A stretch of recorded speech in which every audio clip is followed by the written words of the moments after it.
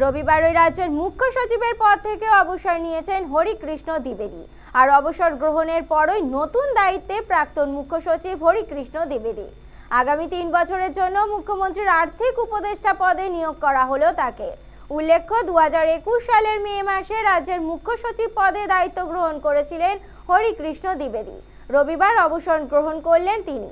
তার জায়গায় দায়িত্ব পেলেন বিপি গোপালিকা। একটা সময় অর্থ দপ্তরের সচিব ছিলেন দ্বিবেদী।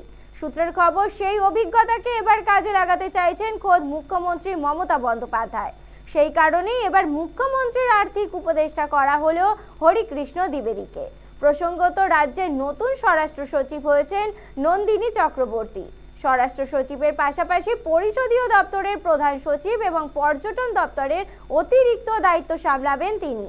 উল্লেখ্য, এতদিন রাজ্যের স্বরাষ্ট্র সচিব পদে ছিলেন বিপি গোপালিকা। তার পদোন্নতি হয়েছে। হরিকৃষ্ণ দ্বিবেদী অবসর নেওয়ায় রাজ্যের মুখ্য সচিব হয়েছেন গোপালিকা। রবিবার ওই নতুন দায়িত্ব গ্রহণ করেন তিনি। ফলে ফাঁকা হয়ে যায় স্বরাষ্ট্র সচিবের পদ। সেখানেই এলেন পোড় খাওয়া আইএএস নন্দিনী চক্রবর্তী।